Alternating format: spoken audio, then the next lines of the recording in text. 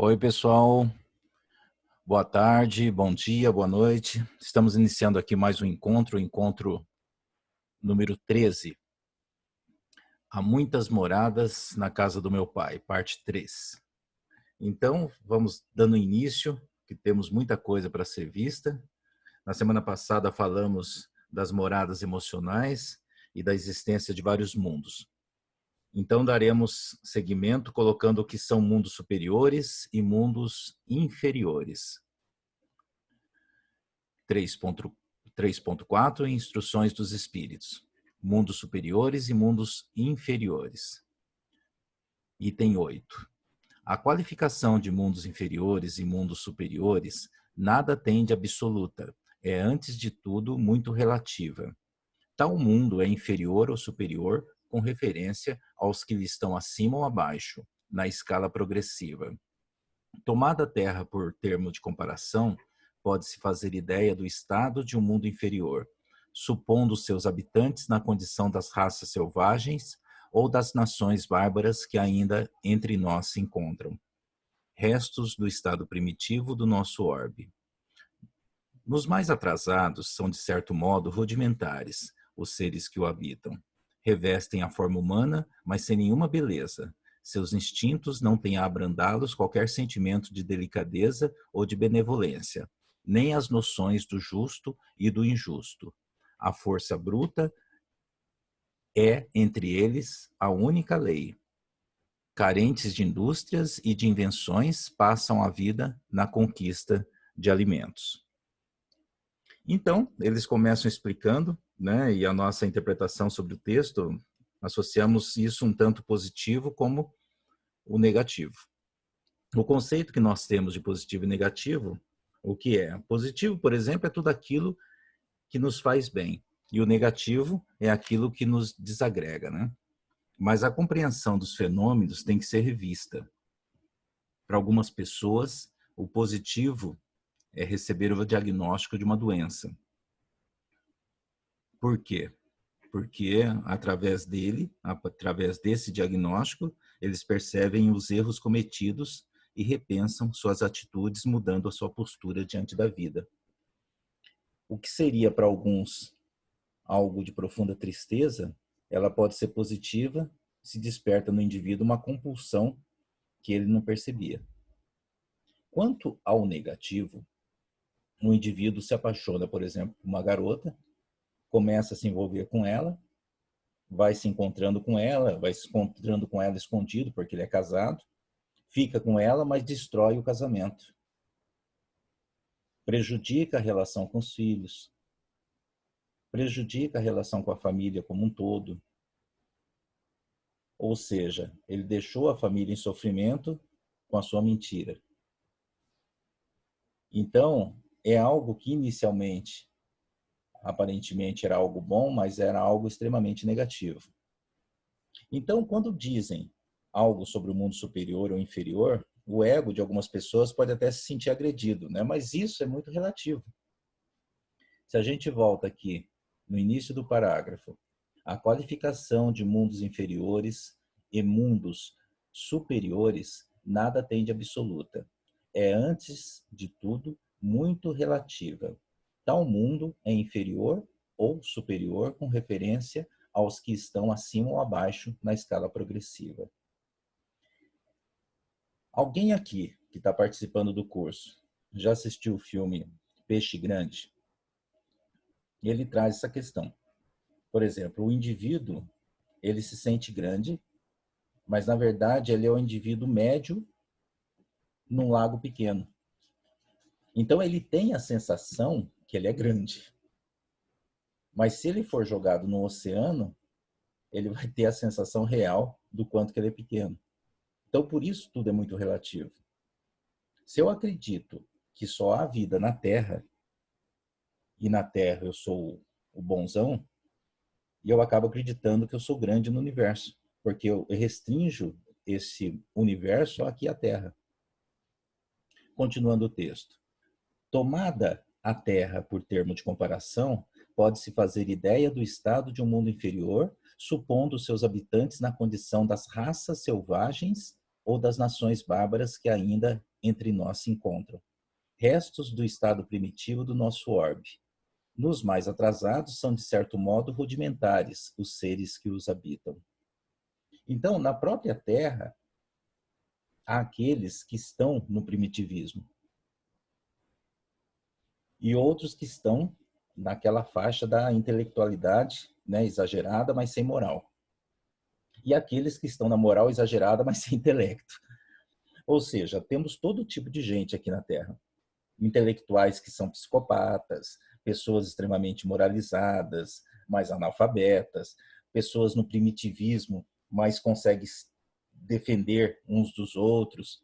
Então, são pessoas de diversas classes intelectuais. Então, são questões e diferenças que precisamos saber respeitar. São diferenças, porém, que não dá a nenhum indivíduo a condição de ser superior ou de se sentir superior ao outro. Há pessoas que costumam se destacar bradando os títulos que tem de PhD, de mestrado e tudo mais. Por outro lado, não consegue dar um bom dia, não consegue dar uma atenção para o filho em casa. Então, onde está a superioridade dessa pessoa? É naquele diploma que está na parede? Continuando. Nos mais atrasados são, de certo modo, rudimentares os seres que os habitam. Revestem a forma humana, mas sem nenhuma beleza. Seus instintos não têm a abrandá-los qualquer sentimento de delicadeza ou de benevolência, nem as noções do justo e do injusto. A força bruta é entre eles a única lei. Carentes de indústrias e de invenções, passam a vida na conquista de alimentos. Então, isso aqui é a descrição bem clara do que é o mundo inferior, né? De um mundo primitivo. Deus, entretanto, a nenhuma de suas criaturas abandona. No fundo das trevas da inteligência jaz, latente, a vaga intuição mais ou menos desenvolvida de um ente supremo. Este instinto basta para torná-los superiores uns aos outros e para lhes preparar a ascensão a uma vida mais completa. Porquanto eles não são seres degradados, mas crianças que estão a crescer. Entre os degraus inferiores e os mais elevados, inúmeros outros repetindo, entre os degraus inferiores e os mais elevados, inúmeros outros há, e difícil é reconhecer-se nos espíritos puros, desmaterializados e resplandecentes de glória, os que foram esses seres primitivos, do mesmo modo que no homem adulto se custa a reconhecer o embrião. Então, no início aqui, ó, Deus, entretanto, a nenhuma das suas criaturas abandona. Quem que abandona Deus? Quem abandona Deus somos nós, né? É o que venho falando já há algumas semanas aqui. Para Deus não há distinção. Eu posso ser um mau caráter, eu posso ser um mau caráter pobre, ou um mau caráter rico, ou posso ser um bom caráter pobre, ou um bom caráter milionário. Ou seja, se temos um planeta superior, onde os indivíduos estão naquele estágio de comunicação pelo pensamento, e outros tantos estão batendo ainda aquele osso na pedra, o amor de Deus abrange todos da mesma forma e oferece a todos esses tipos as mesmas possibilidades. Quem vai conquistar somos cada um de nós, né? Por merecimento. Continuando. Deus, né? Entretanto, a nenhuma de suas criaturas abandona. No fundo das trevas da inteligência jaz latente a vaga intuição mais ou menos desenvolvida de um ente supremo. Quando o texto fala aqui, ó, no fundo das trevas da inteligência jaz latente, esse latente aqui quer dizer estado de dormência. Ou seja, por mais primitivo que seja o ser, existe uma vaga intuição que existe algo controlando as coisas. Ele vai começar achando que Deus é o raio, isso já existiu, né?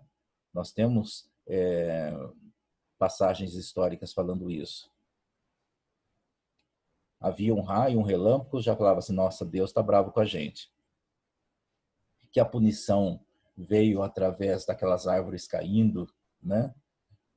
Por outro lado, se eu faço algum pedido para Deus, eu busco da natureza algo que eu possa solicitar. Aí surgindo, por exemplo, se vocês lembram da dança da chuva, né? Eles entendiam que através da dança eles agradariam os deuses e a chuva viria.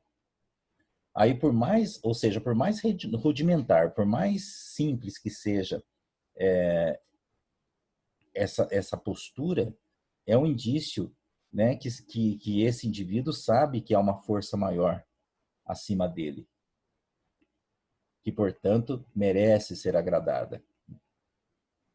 Continuando o texto aqui, esse instinto basta para torná-los superiores uns aos outros e para lhes preparar a ascensão a uma vida mais completa, porquanto eles não são seres degradados, mas crianças que estão a crescer. Então, é assim que a gente tem que ver, né? Assim como eu não vou rir de uma criança que não consegue tomar um copo d'água e eu vou ajudá-la, eu não posso rir de alguém que está numa religião que ainda prega umas coisas materialistas ou simbólicas e que não fazem sentido para mim. Eu tenho que respeitar. É a crença dela. Continuando o nosso texto. Entre os degraus inferiores e os mais elevados, inúmeros outros há, e difícil é reconhecer-se nos espíritos puros, desmaterializados e resplandecentes de glória, os que foram esses seres primitivos, do mesmo modo que no homem adulto se custa reconhecer o embrião. Então, meu amigo, se eu pego, por exemplo, uma semente de uma árvore, e eu digo assim, ó, isso aqui vai virar uma árvore de 15 metros. Você acredita? Agora, se eu pego um espírito superior, como Chico Xavier, ou até Jesus, e eu digo, esse cara aqui já traiu a namorada, esse cara já xingou a mãe, esse cara já agrediu alguém, você vai responder, não, peraí, Flávio, isso aí não tem nada a ver. Pelo amor de Deus, Chico Xavier, Jesus, o que eu falo para vocês, fizeram. Ou você acha que Chico Xavier, Jesus, já chegou aqui desse jeito? Puf, não. Eles chegaram para a gente no maior grau de evolução que eles possuíam. Só que quando o espírito inicial, a primeira passagem que eles tiveram, eles não eram assim. Eles foram evoluindo. Eles foram evoluindo. Eles partiram todos do mesmo ponto. Em algum momento, eles foram aquele indivíduo que fica batendo osso na pedra, brigando por comida, até que se tornasse aquilo que são. Esse olhar que temos, que já está pronto, né? Eu acho que a gente tem que rever tudo isso. Se eu estou agora sofrendo com meus vícios, Jesus, Chico, também sofreu. Como disse uma aluna um dia desses aqui, quando ela me chamou e comentou, é mais fácil colocar Jesus inatingível para não trabalhar a reforma íntima. É bem isso. Porque o mundo por si só, é um mundo. É um mundo. Ponto. A Terra, sem pessoas, é apenas um planeta. A Terra sem ninguém não é bonita, não é feia. O que faz a Terra ser um planeta superior ou inferior são os espíritos que nela habitam. Não há como falar em progressão de mundo sem falar da progressão do espírito. É a progressão dos espíritos que define essa orbe que eles estão. Não adianta, a gente está falando aqui, né, de um planeta, né? O que faz do planeta são os espíritos. Não adianta você erguer uma casinha, colocar uma cruz em cima e falar assim, nossa, essa aqui é uma casa sagrada. Se lá dentro o indivíduo comete pedofilia, se lá dentro o indivíduo pega dinheiro das pessoas que estão em situação de dor, ela não vai ser sagrada em lugar nenhum. É muito mais sagrado uma família de 3 pessoas que faz o evangelho no lar, dentro de uma casa, até lá na periferia da cidade, do que uma igreja construída com mármore, envolta com um veludo. Porque o sagrado está na energia das pessoas que congregam naquele ambiente. Vamos em frente. Nos mundos que chegaram a um grau superior, as condições da vida moral e material são muitíssimos diversos das da vida da Terra. Como toda parte, a forma corpórea é sempre humana, mas embelezada, aperfeiçoada e, sobretudo, purificada.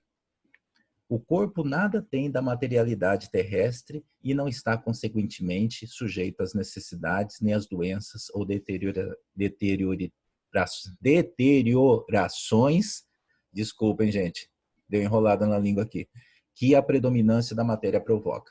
Mais apurados, os sentidos são aptos a percepções a que neste mundo a grosseria da matéria obsta.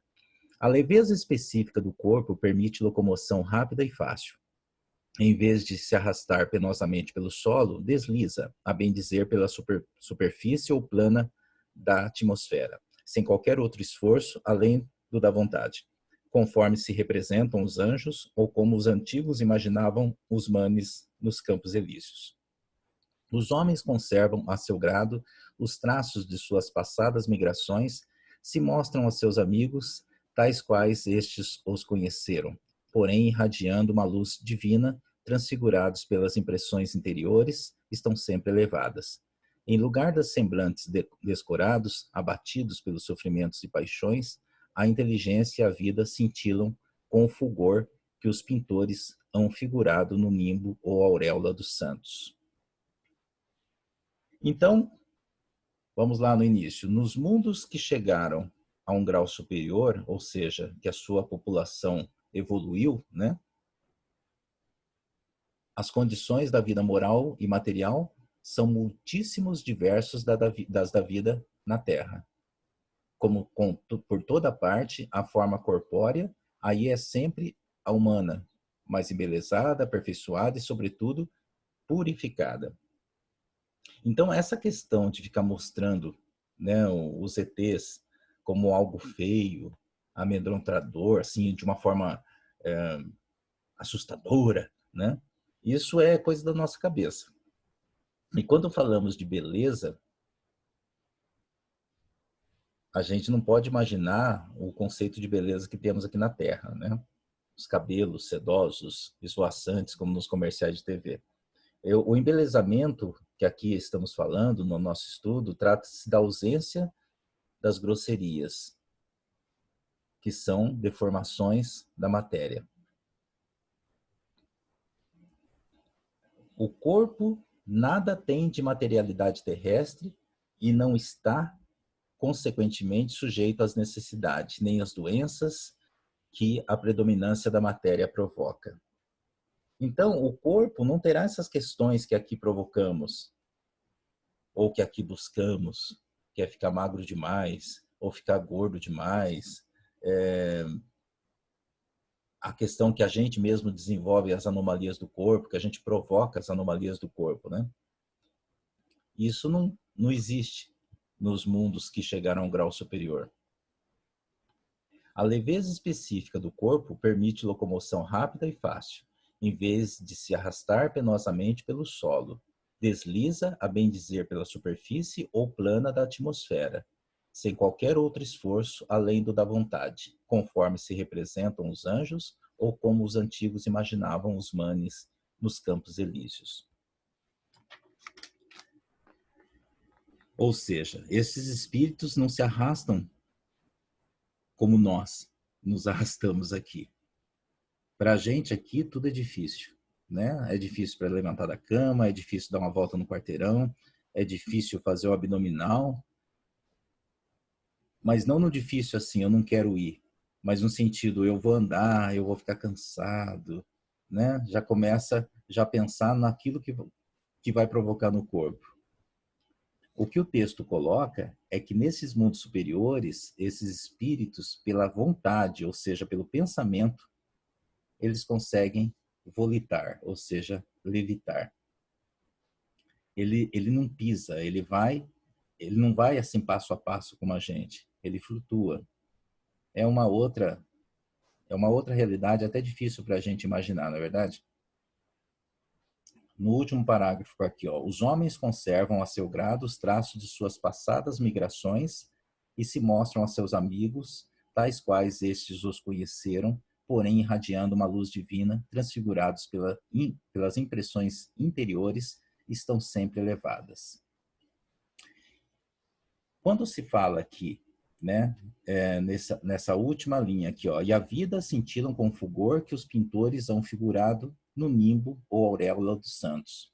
O nimbo aqui é aquela luz amarela que aparece atrás dos anjos, que em muitas imagens a gente vê. E eles dizem assim,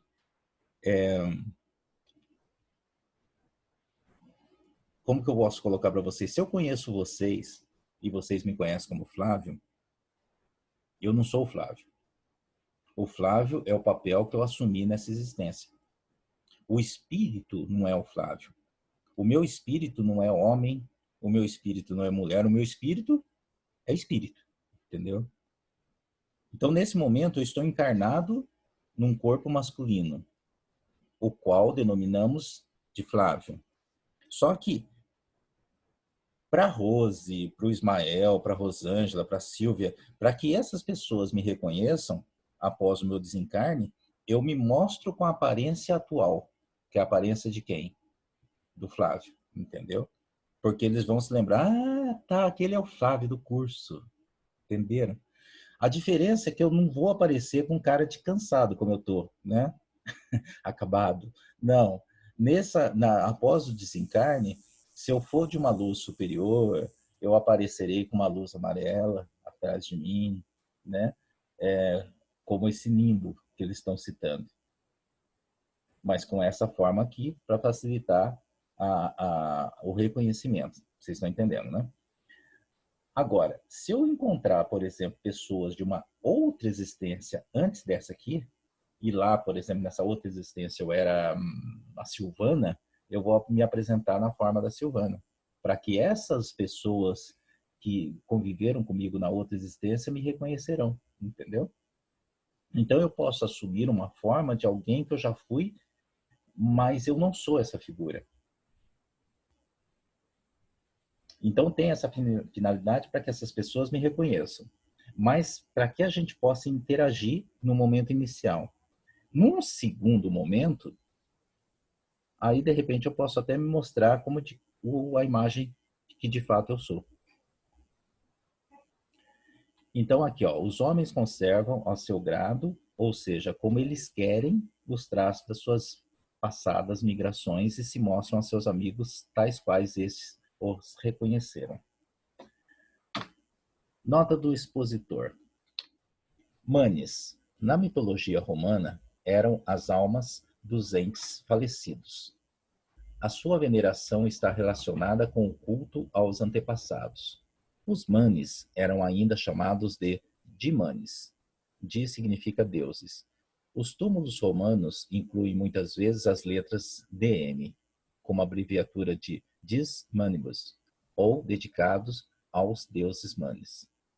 Já Campos Elíseos eram para os gregos e romanos mansão de prazeres, de felicidades ocupada pelos heróis e pelos justos após a morte. Nos Campos Elíseos, os homens virtuosos repousavam dignamente após a morte, rodeados por paisagens verdes e floridas, dançando e se divertindo noite e dia.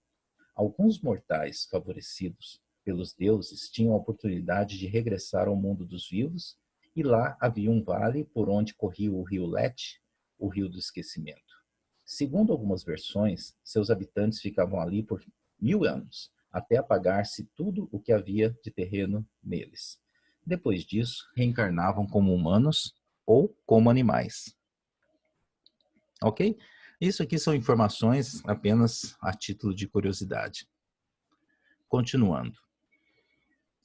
A pouca resistência que a matéria oferece aos espíritos, já muito adiantados, torna rápido o desenvolvimento dos corpos e curta ou quase nula a infância.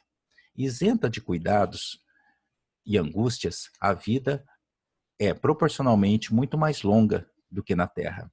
Em princípio, a longevidade guarda proporção com o grau de adiantamento dos mundos. A morte, de modo algum, acarreta os horrores da decomposição. Longe de causar pavor, é considerado uma transformação feliz e por isso que lá não existe a dúvida sobre o porvir. Durante a vida, a alma, já não tendo a constringi-la, a matéria compacta, expande-se e goza de uma lucidez que a coloca em estado quase permanente de emancipação e lhe consente a livre transmissão do pensamento. Então, portanto, em mundos superiores, a infância não dura tanto. Já no nosso mundo aqui, né, na nossa fase aqui que a gente está vivendo, a gente já está notando que a infância está já mais curta do que em outras épocas que a gente viveu. Vocês não percebem? As crianças de hoje são mais evoluídas do que antigamente. Crianças de 10 anos de idade, uns 30 anos atrás, 35 anos atrás, faziam, assim, brincavam com terra, tinha uns até que comia terra, né? Outros tinham o hobby de brincar com carrinho. Hoje em dia você não vê mais isso. Hoje você vê criança nessa idade já desenvolvendo aplicativo. Hoje os professores que não se atualizam têm dificuldade, porque as crianças estão fazendo questionamentos que eles não sabem responder. Elas estão trazendo conteúdo mais avançado do que deveriam.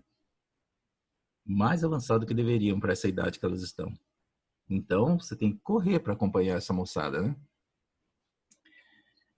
Aqui, ó, durante a vida, a alma, já não tendo a constringi-la, a matéria compacta, expande-se e goza de uma lucidez que a coloca em estado quase permanente de emancipação e lhe consente a livre transmissão do pensamento.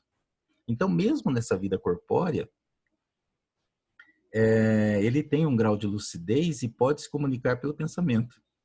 Bem distante, mas bem distante do que estamos vivendo aqui, né? Mas, se Deus quiser, um dia a gente vai chegar lá.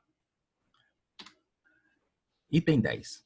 Nesses mundos venturosos, as relações sempre amistosas entre os povos jamais são perturbadas pela ambição da parte de qualquer deles de escravizar o seu vizinho, nem pela guerra que daí decorre.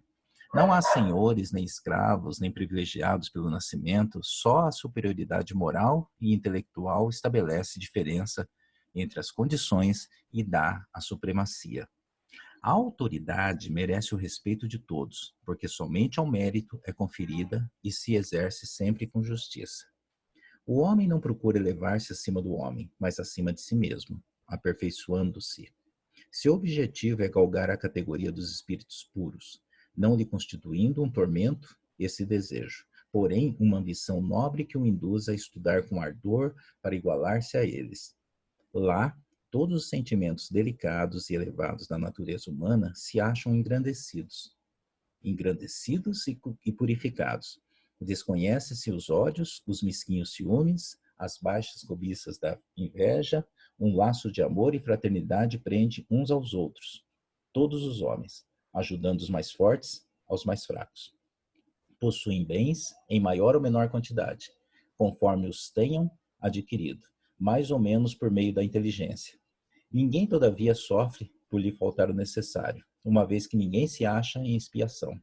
Numa palavra, o mal nesses mundos não existe. Então, vamos lá. Nesses mundos superiores, tudo aqui é um relato em relação aos mundos superiores, né?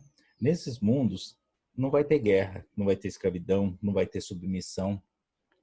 Existirá leis, existirá justiça, só que os indivíduos não foram indicados, eles não foram concursados.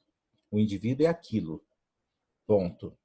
Ele vai exercer um papel de liderança, por quê? Porque ele mereceu estar aqui naquele papel de liderança, não é porque ele é amigo de alguém que ele está ali. Lembrando, mais uma vez, estamos falando dos mundos superiores. Eu não vou me tornar um espírito superior porque eu estou fingindo ser um espírito superior.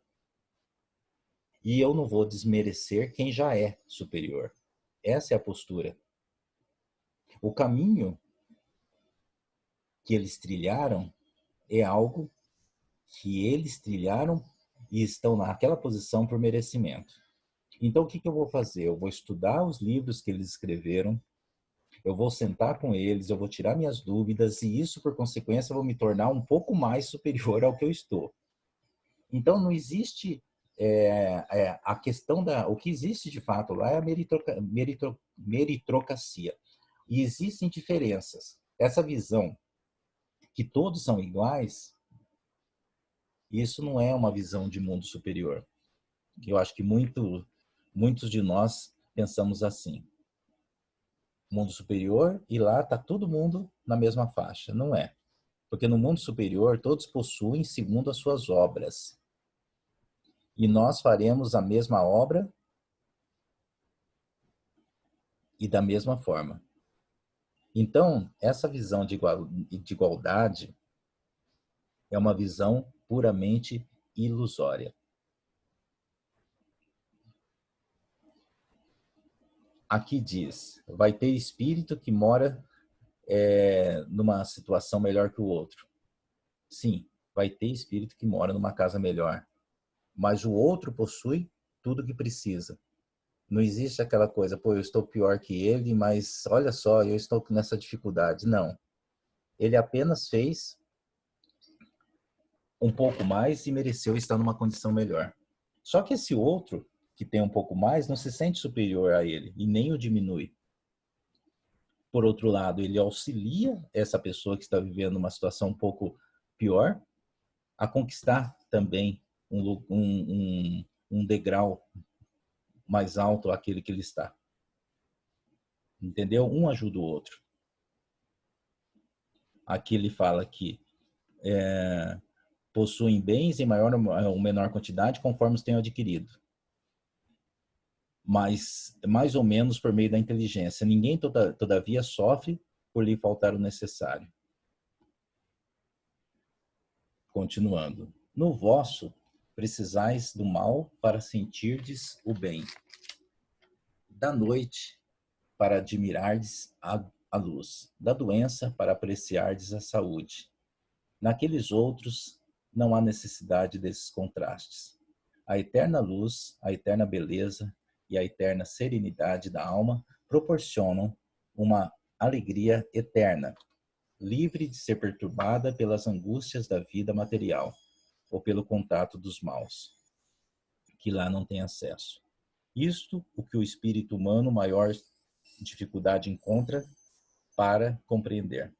Ele foi bastante engenhoso para pintar os tormentos do inferno, mas nunca pôde imaginar as alegrias do céu. Por quê? Porque, sendo inferior, só há experimentado dores e misérias. Jamais entreviu as claridades celestes. Não pode, pois, falar do que não conhece. À medida, porém, que se eleva e depura, o horizonte se lhes dilata e ele compreende o bem que está diante de si, como compreendeu o mal que lhe está atrás. Então, por que precisamos disso tudo? Por quê? Porque se eu nunca ficar doente, eu começo a não agradecer. Não é uma regra geral, mas é uma média significativa. Na verdade, é uma grande maioria. Dificilmente temos a rotina de acordar e agradecer. Obrigado, Senhor, por mais um dia de vida. Obrigado por esse corpo. Obrigado por não estar com dores no corpo. Vocês fazem isso? Se lembram de diariamente acordar e fazer pelo menos um desses agradecimentos? Aí vem a dor no joelho. Aí eu falo, ai meu Deus, faz eu melhorar, por favor. Mas antes, quando você estava bom, você agradeceu por não ter dor? Se quando eu estou bem, eu reverencio a paz, eu reverencio a tranquilidade, se eu reverencio tudo de bom que está acontecendo na minha vida, eu não vou precisar ficar doente, né? Se eu não precisar da treva para valorizar a falta da luz, eu viverei sempre onde? Na luz. O ensinamento para nós é este. Então, comece a agradecer as coisas que acontecem na sua vida, na mesma proporção que você reclama de quando vem a dor. E, por consequência, você irá construir um caminho de gratidão muito maior na sua vida. Agradeça por acordar, por respirar, por viver. Então, veja, não que você vai deixar de viver coisas ruins na sua vida, mas a dimensão do que você irá viver será bem menor. Item 12. Entretanto, os mundos felizes não são orbes privilegiadas, visto que Deus não é parcial para qualquer de seus filhos. A todos dá o mesmo direito e as mesmas facilidades para chegarem a tais mundos. Fá-los partir todos do mesmo ponto e a nenhum dota melhor do que aos outros. A todos são acessíveis as mais altas categorias. Apenas lhes cumpre conquistá-las pelo seu trabalho, alcançá-las mais depressa, ou permanecer inativos por séculos de séculos no lodaçal da humanidade. Resumo do ensino de todos os espíritos superiores.